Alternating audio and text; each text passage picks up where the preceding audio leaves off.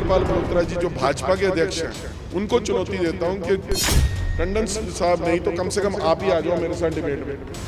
वक्त भी आपका, जगह भी आपकी और समय भी आपका, जहां कहोगे वहां पर डिबेट कर लेंगे। कांग्रेस अध्यक्ष एचएस लक्की हमारे साथ हैं, उनसे बातचीत करते हैं। अब कैसे नॉमिनेशन कब भरेंगे मनीष तिवारी और आगे क्या रणनीति रहेगी। एचएस लक्की जी, अगर बात करें अब इलेक्शन बहुत नज़दीक आने वाले हैं, 7वें चरण में चुनाव है, हालांकि अब नॉमिनेशन का टाइम है। मनीष तिवारी जी नॉमिनेशन कब करेंगे और पार्टी का कौन सा बड़ा नेता शहर में आ रहा है? देखिए 14 तारीख को नॉमिनेशन वो फाइल करेंगे और जहाँ तक बड़े नेता की बात है, मनीष तिवारी जी खुद बड़े नेता हैं, 2 बार के एमपी हैं और खुद भी केंद्रीय मंत्री रहे हैं और एक अच्छे स्टेट्समैन हैं और खुद भी मैं समझता हूँ कि बड़े नेता है। ऐसी कोई बात नहीं कि बड़ा नेता कौन आएगा, पर हो सकता है कोई आ भी जाए, कोई और साथी भी आ जाए, पर 14 तारीख को हम नॉमिनेशन भरेंगे।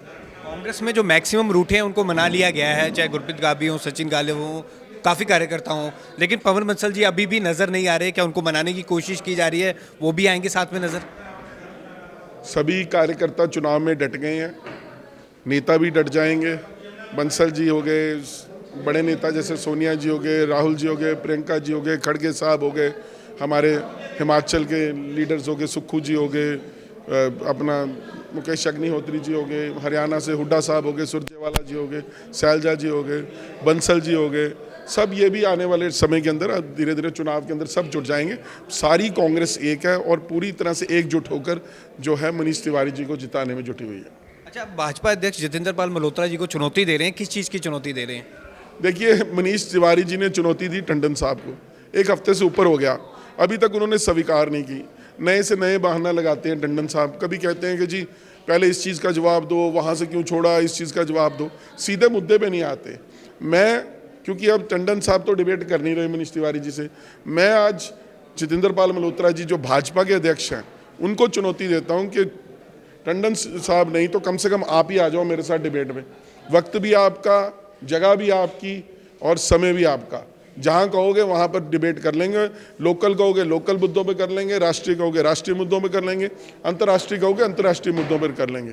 पर मैं समझता हूं कि शहर के अंदर 10 सालों तक भाजपा ने विकास को रोक के रखा, लोगों की यहाँ पर दुर्गत हुई है, लोगों के काम नहीं हुए हैं, तो मैं चाहूँगा कि लोकल मुद्दों पर जरूर भाजपा जो है जतिंदर मल्होत्रा जी आए मेरे साथ, हम बैठ के चर्चा करें और बहस करें और फिर पता चल जाएगा, दूध का दूध और पानी का पानी हो जाएगा। अच्छा, अभी ठीक चुनाव से पहले हरदीप अकाली दल छोड़ के गए हैं, इस्तीफा भी दे दिया, उन्होंने इलेक्शन लड़ने से मना कर दिया।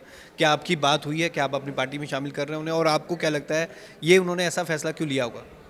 देखिए, अब ये जो अखबार में पढ़ा है, हमने मेरी उनसे बात भी हुई है, यही सामने आ रहा है कि उन्होंने यही कहा कि जो मैंने अखबार पे बोला वही सही है, कि मुझे चुनाव का वादा करके उस तरह से मेरी आर्थिक तौर पर मदद नहीं की गई और चुनाव लड़ने के लिए आप देखिए लीगली भी 70-80 लाख रुपया इलेक्शन कमीशन की तरफ से प्रिस्क्राइब्ड है, जिसे आप लगा सकते हैं। तो शायद उनके पास फंड्स की कमी रही होगी, हो सकता है ये मुद्दा हो। मैं तो समझता हूँ कि हरदीप जी अच्छे व्यक्ति हैं, काउंसलर हैं, तो अगर उनका मन नहीं लगा अकाली दल के अंदर तो कांग्रेस में वेलकम है।